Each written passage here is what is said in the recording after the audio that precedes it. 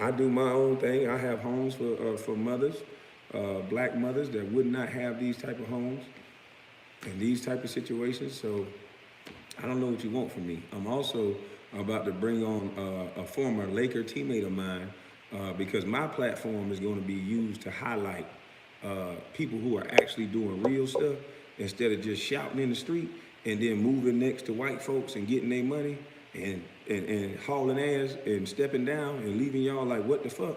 See, it's real things that you can actually do in real time and people that's out there doing the work. But like I told y'all about the go along, get along gang, they're not gonna highlight these people. They're gonna highlight the people that go out there for photo ops. The things that this young man is doing are some of the things that I'm talking about. And we gonna do it on a bigger scale. Cause all these motherfuckers, fuck that. All these motherfuckers with all this money that's shouting in the goddamn street, you look stupid as fuck. I'm just gonna be the one to tell you. And I've been saying it for the longest, but you ain't have my YouTube. But you can go back and look at it. You sound stupid. You got all this goddamn money. It's time to go into these opportunity zones. It's time to go make some business plans. And it's time to build these goddamn youth centers and these grocery stores and these little gardens. And let's have some food for these kids and stop fucking whining.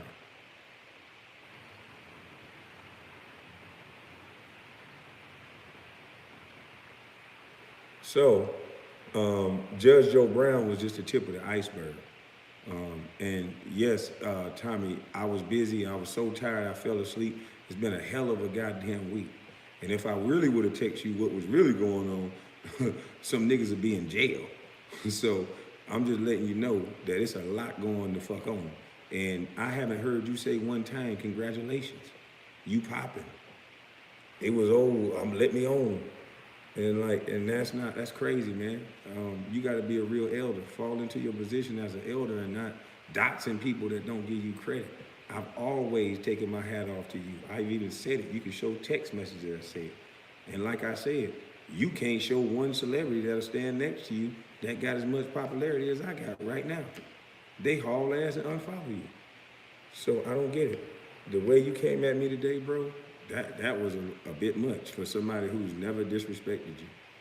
So sorry for whatever I did. Sorry I'm having a hell of a week. Fuck.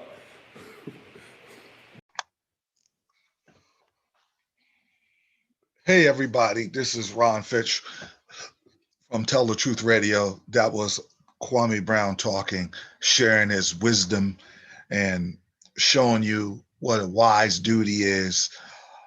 This is part two of my commentary on that young man. And I was very impressed with him from the standpoint of he is a chess player and he's a wise dude.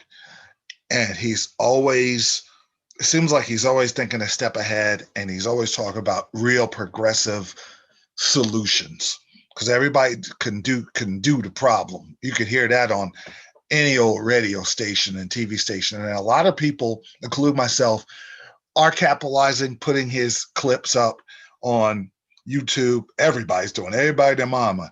So I wanted to do it with a specific purpose because everybody has their own ideas and I want to put how I feel. So I put together all these clips of his thoughts and how thoughtful this young brother is. My little busted bus ass, I was making at one point almost 300,000 every 2 weeks. Like 300,000 every 2 weeks, right? So some of you niggas contracts is astronomical. So your 2 week check is in the millions. And you still got your motherfucking hands up, nigga, talking about what somebody else supposed to do for black people?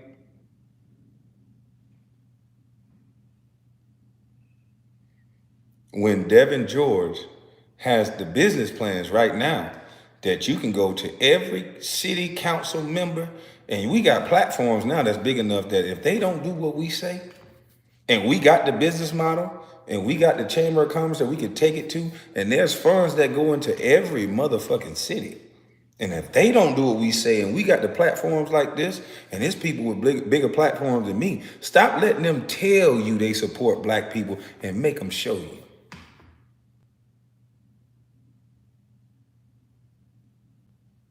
See, y'all niggas just want shit to sound good. Oh, he sound good. He said he support this person. everything sound like a big love fest. Why, it's somebody behind the scene like, fuck them niggas. They listen to Lil Wayne. Fuck them niggas. I don't give a fuck about damn them nigga. Yeah, and fuck them bitches. Let's keep them single living. Fuck them bitches. But we don't want no problem. Okay, you would go. Ain't y'all tired of getting fucked? I'm like, God damn.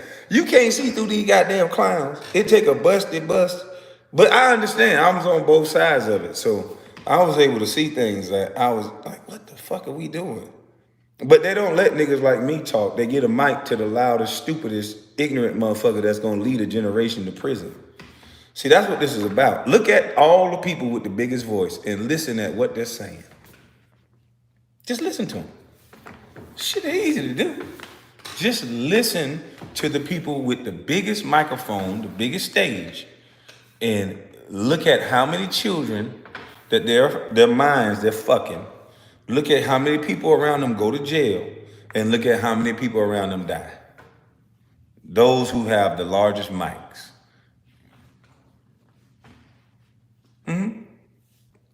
That's how they do it. So, if you guys want to stop shouting in the streets, we all gonna have to band together. And sorry that these entertainers and these athletes have, and I was one of them. I didn't know, I didn't think like this. I'm not gonna act like I knew. There was nobody on the internet talking like me. I just thought that I was supposed to save money, take care of my family. I knew I had a higher calling. That's why I said some of the things I said in interviews. And every time I wanted to get something accomplished, I was met with resistance. But just think if everybody was on that track and it wasn't just one person. A movement can't be one person. They'll point their arrow at that one person, and when that one person go, the movement die. But just think of all these black athletes that's going to make this money, if they're conscious about not that I got to give back to my community, but I'm a part of something bigger than myself. And the key to bringing the next person up is to be a part of something bigger than yourself and do it in the right way, the easy way. Make these neighborhoods safe for these kids. Make it to where it ain't no guns being shot around affluent white kids. It ain't no guns being shot around affluent Chinese or Asians or whoever else. The guns are being shot around black kids. And the only time black kids seem to be safe is when they move away from the black community. That's sad. That's sad. That the only communities that we think is safe. Look at some of your biggest black leaders. Look at some of the motherfuckers who shout the most. Look at some of the motherfuckers who do all this talking. And I bet you they live around white people. Even they ain't stupid.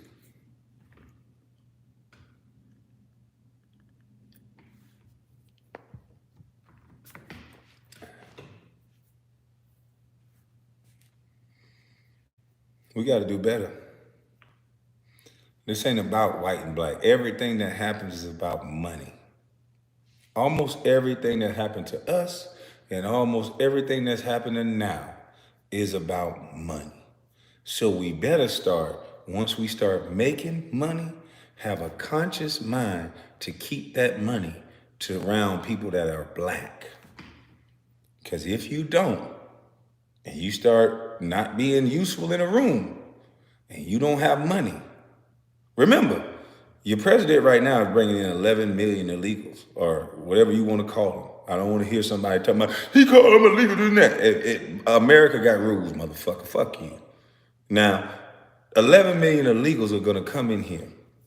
We have a lot of unskilled, untrained black males. What you think going to happen to them? When them 11 million illegals come over here, what is going to happen to our untrained, unskilled black males? Seems like they're recreating slavery because those black males are going to go to prison. And when you go to jail or prison, you have lost your right to you're not free anymore. You are essentially a slave again. And so now they take away so many of your freedoms that you'll beg to go outside and work for them.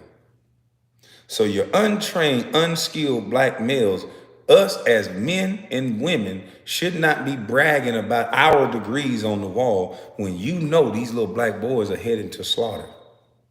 So you might want to take your little pretty degrees and stop thinking about those, and let's start building trade schools and coding schools so we can get these kids some skills. 3 trades can keep a kid out of prison. He will always be useful in a room.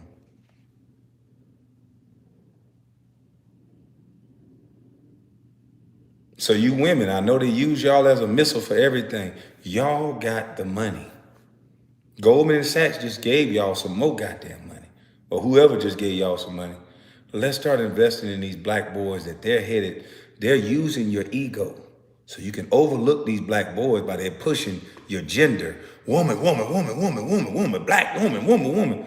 They're tapping into that ego. Don't let it fool you. They want your black boys. And if you have sons, if you have nephews, if you have grandkids, if you have any male in your family, you cannot care about you being a woman over you being black. I hate to tell you that, but you got to stop the ego shit. Now, take that money they gave you. Sure do. Take that shit. Go, sis. Now let's build these goddamn schools for these kids, these trade schools and these coding schools, because these pump the best results. And I don't know why my dumb ass that didn't go to college got to tell you that. People want to make things sound good. Oh, we're going to teach life skills, learning skills. Fuck all that shit. Teach them 3 trades and you got a productive citizen right now. Teach that little boy 3 trades, and that is a productive citizen. I don't want to hear shit about no degree on the wall and what you're going to show him and life skills. Fuck that. A young man with 3 trades is useful in any room he goes into.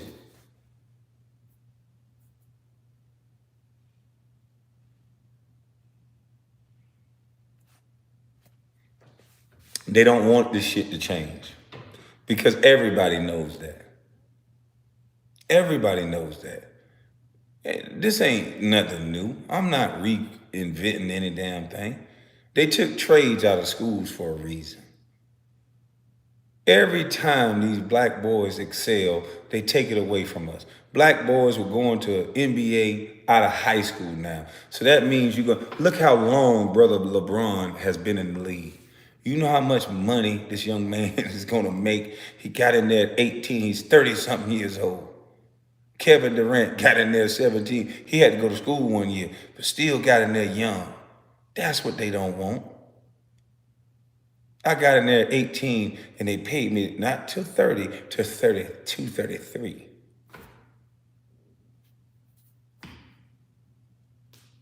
And I could have played more if I'd have took injuries in my body a lot serious.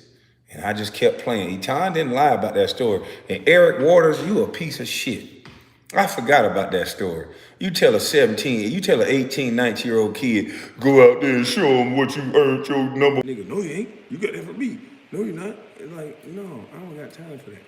And so I'm gonna show you the real purpose of me being on the internet. I'm gonna show you the real reason why I think they ain't let you meet me about 20 years ago. Because shout out to the Real Foundation. I'm about to bring, the Real Foundation is, this is a sober house. I don't think she likes sober house. She likes to call it extended living. It's for women, all women now that are going through drug treatment and entering in these programs. A lot of these women can't find homes, and if they're convicted felons, they can't even rent or buy homes because of that convicted felon on their record. So this young lady, you can look her up. She was on TED Talk. She's helping me do my program for mine down in Brunswick, Georgia. So that's what I'm here for. I'm not here to get caught up in all this drama.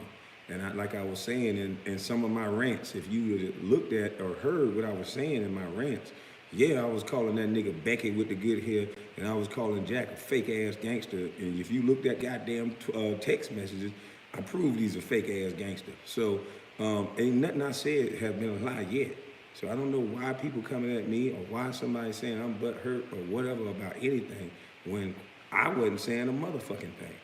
You know, I do my own thing. I have homes for mothers, black mothers that would not have these type of homes in these type of situations. So I don't know what you want from me. I'm also about to bring on a former Laker teammate of mine because my platform is going to be used to highlight people who are actually doing real stuff instead of just shouting in the street and then moving next to white folks and getting their money and hauling ass and stepping down and leaving y'all like, what the fuck? See, it's real things that you can actually do in real time and people that's out there doing the work. But like I told y'all about the go along, get along gang, they're not gonna highlight these people. They're gonna highlight the people that go out there for photo ops.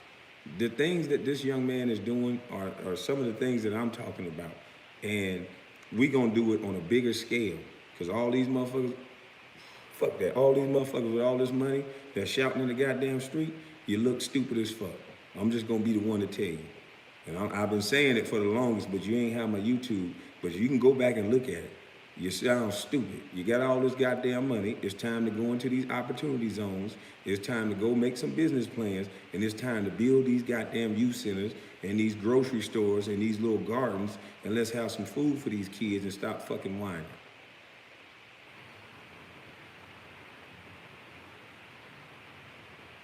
The one thing that I will say that we usually don't do is I've been supported by our community.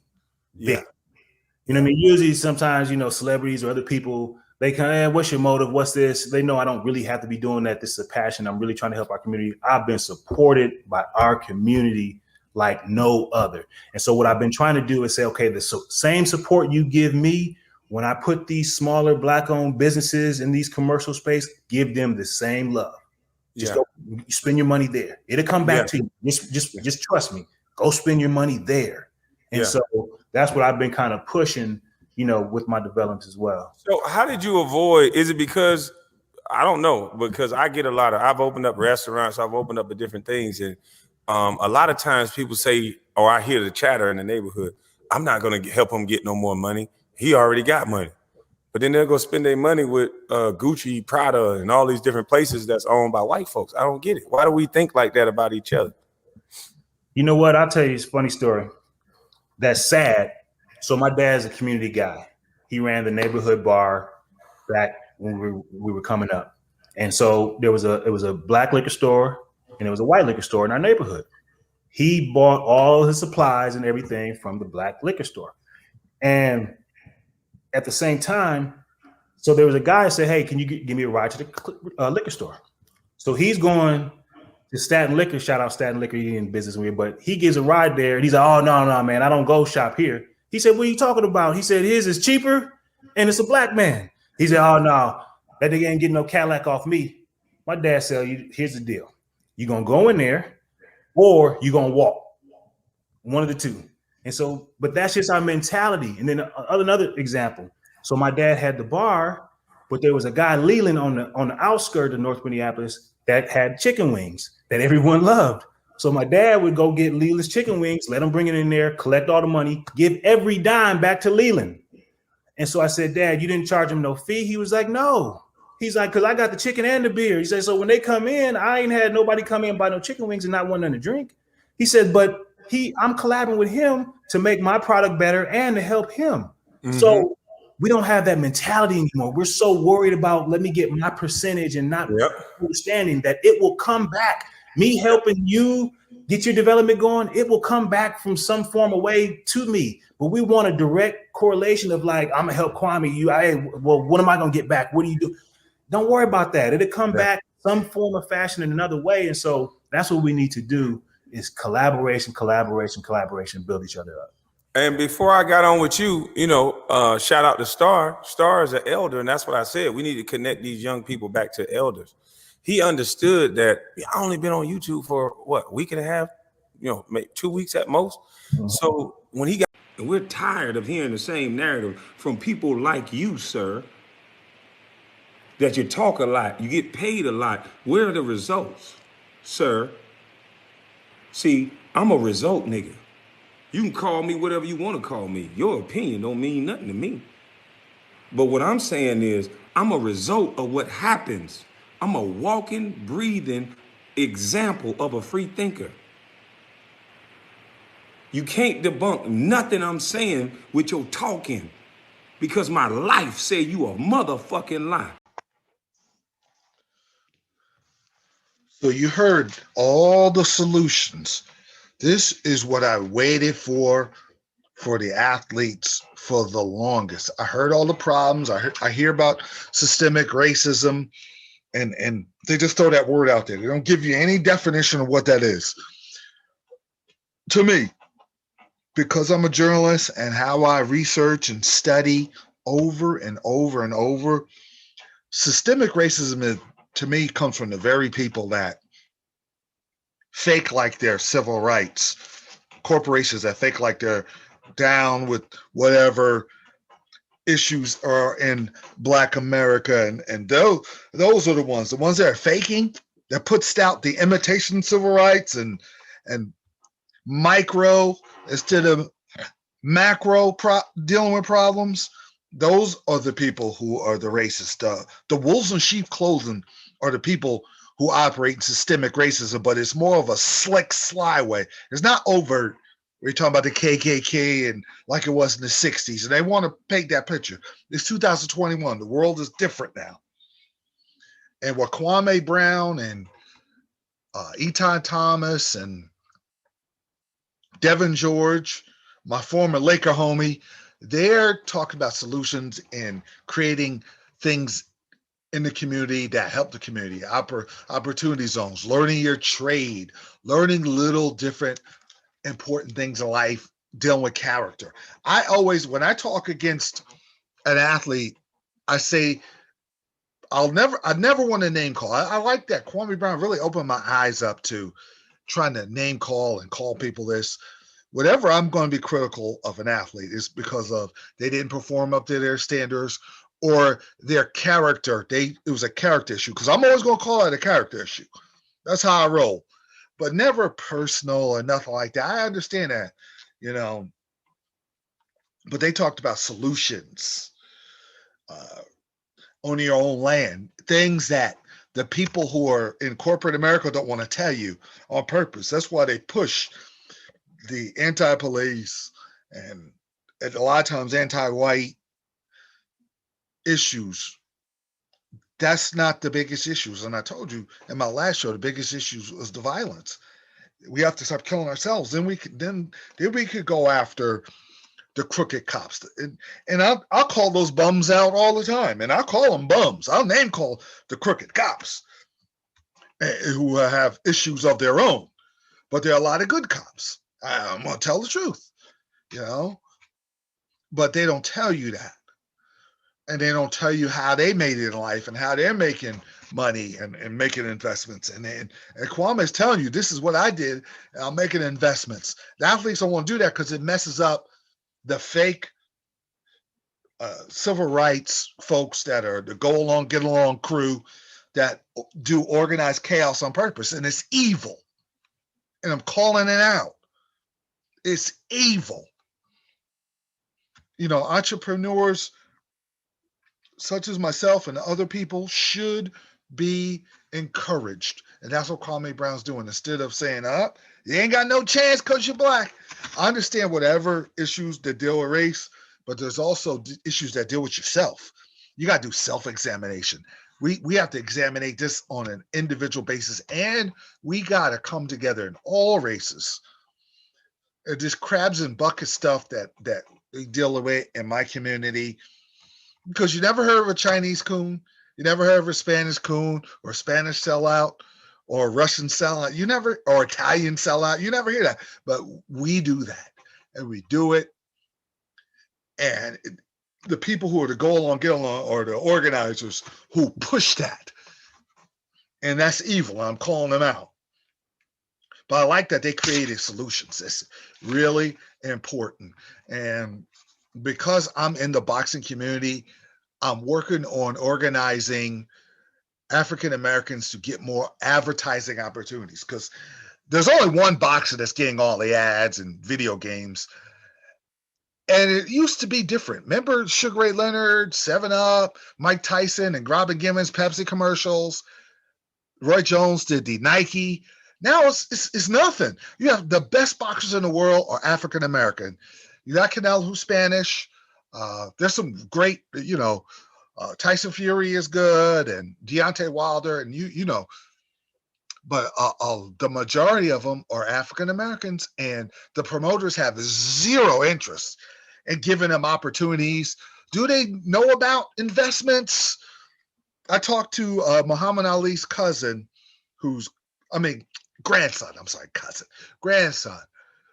Ali Walsh, who's really got his head on straight. And we talked about trying to get advertising opportunities. When he turns pro, I don't think he's going to worry about that, but he's got the look and the power and everything. But Terrence Crawford, Sean Porter's smart. I know he's got business investment. Him and his father are smart. And a lot of these guys are smart. I just hope they get the opportunity. And I have a friend who's in real estate who's going to be a sponsor of my radio show coming up. I'm going to introduce him to, he's a real estate developer that's been on HDTV. John Samuel, shout out to him. I'm trying to connect that guy to the boxers, to buy land, so when your career gets cut short, you're not thrown to the side, and whatever medical expenses you're going to need, you have the capital to deal with that. That's what I'm talking about. So, and I'm glad Kwame gave people like me who've been wanting to say these things a voice. It's an opportunity I can finally speak out. Now, before I end this show, the reason why Kwame Brown's a chess player, he thought all this out, and he was seriously underestimated by Matt Barnes and Steven Jackson and Stephen A. Smith and Charlemagne. I'm not going to mention the other part of his name. I'm not going to commit blasphemy. And a lot of the other people comment who I do not like. There are people who make comments that Kwame didn't trust, and good for him. And these are people I do not like. I have to ask God to help me in that instance. But they're the fake civil right, go along, get along, fake crew. And he recognized that. So it's like, I'm not coming on your show. I'm not doing this. I'm not doing that. Now, Stephen Jackson was smart enough to apologize because he understands that popular opinion is headed toward Kwame because they can't picture him as conservative or liberal. He's just a regular guy. So folks are starting to gravitate to the truth that he's throwing out. So Stephen Jackson was smart to say, listen, I squash this. I'm going to keep doing the up and smoke. You're not going to mess my brand up. I'm just going to get out of this situation and live my life and not mention Kwame Brown and not get into that. And we're done. I'm going to move on. And whatever he says, but I'm going to just keep it moving. If I get in the war of words, he's too much of a lyrical assassin with his words to take me apart. Matt Barnes is too reckless to understand that wisdom that Stephen Jackson had. He's always been reckless. You look at him coming after him, Derek Fisher was kind of wrong, but his issues with domestic violence, just his issues with all types of situations. He always looks to fight. He always has his chip on his shoulder, wants to be this so-called tough guy. And Kwame Brown knew that. So when he said what he said, diss Kwame Brown, because Kwame Brown's mind his business, Kwame Brown said what he said, calling Becky with the good hair, and everybody's cracking up. And he did what he did. And his take on Matt Barnes had me in tears. So I'm pretty sure millions and millions of people had the same reaction. And Barnes is a tough guy. You getting called Becky, now your reputation is ruined. So he challenged him to a fight. Kwame knew that. So he mocked him. Instead of saying, I'm not going to do no celebrity boxing, you're going to sucker me. Hey, mocked him and counterpunched him. Matt Barnes is the type of guy that runs in a ring and runs in. And Kwame Brown's the type of Mayweather type of guy that counterpunches you, puts you to sleep. And that's what he did to Matt Barnes. I can't take Matt Barnes serious anymore. I can't watch that show. I can't look at him the same. And a lot of people feel that way. With Steven Jackson's different. He just kind of showed a human side. And another thing, to go along, get along, people almost act soulless. And you on these elite, high exalting, unrelatable people, and they talk like they forgot about the regular people. And Kwame Brown is relating to the regular people. And that's what's bothering them because they lost their touch. Now they listen to him instead of the fake racist garbage that's getting thrown out, the fake civil rights stuff. There's real good civil rights people out there. There's people who are activists who are in the Stop the Violence movement in Chicago. I give them a shout out. I've seen that. Eton Thomas, who's doing a lot of good work in his communities. So there is really good people out there doing good work. But you had to separate the sheep from the wolves. You got to do that. But the last person, like the one main guy he talked about, Stephen A. Smith. And I don't have a feeling one way or the other about Stephen A. Smith. I do appreciate that in 2000 and 2001, I covered boxing and I covered the New Jersey Nets at the time. And he was nice enough to take me under his wing and give me advice whenever I saw him. He was very good with that.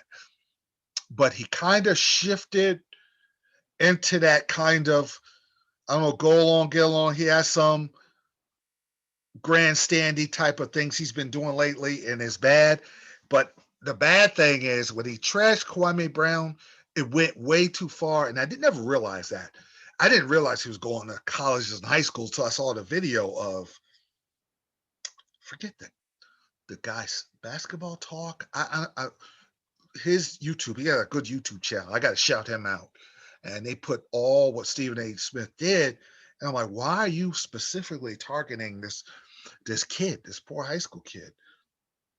And he went off on Stephen A. Went off. So got to Stephen A. And Stephen A. had a choice.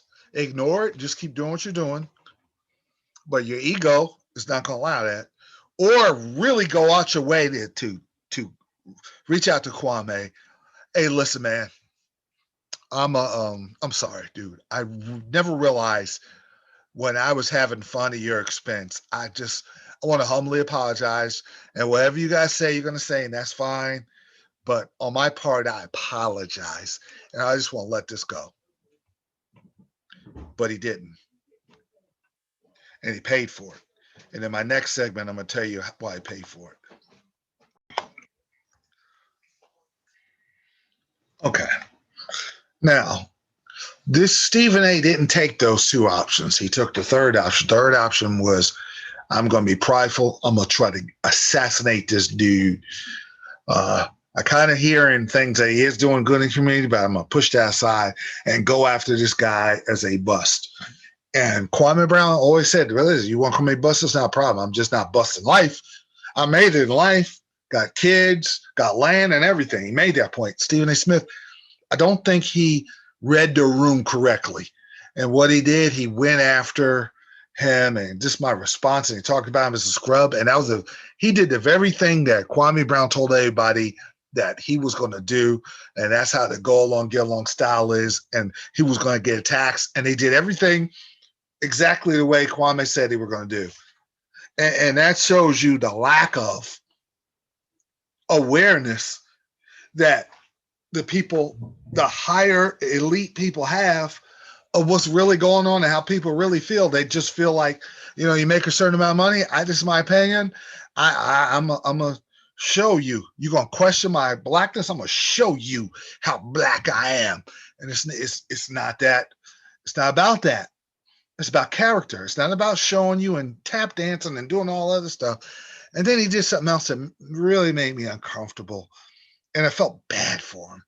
He comes on with the Black Power, HBS with a Black College jacket, and then the Black Power sign on the jacket. Come on, man. And I'm looking, and that showed you that he really was affected by Kwame. Now, Kwame was really affected by him for 20 years. And sometimes you got to be careful. It's no fun when the rabbit has a gun. And that's what happened. And he just, then there was an implosion.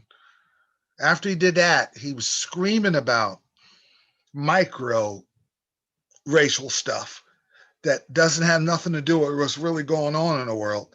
And it's been doing that, and the people in the media have followed suit and really gone after frivolous micro, just say systemic racism and not define nothing type of journalism. And that's just, that gets nothing done. Is it done by purpose? Or are you willfully doing this? Or are you just ignorant to what's going on and what are the real needs in the community? And that's the problem.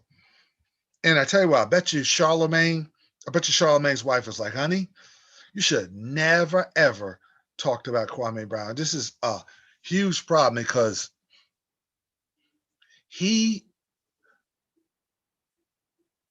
I legally, I don't want to go there, but it looks like he's guilty. He looks like a guilty man. I don't, allegedly, it looks bad. I saw the interview with the young lady and made me mad. It made me root for him to be prosecuted and go directly to prison. I'm rooting for real justice. Everybody talking about justice for this, justice for Jessica Reed. That's what I want. I'm justice for the living. Justice for the lady that almost got cut out there. The officer saved her life. Justice for her where she can have a regular life. I believe in that. I believe in real, actual justice.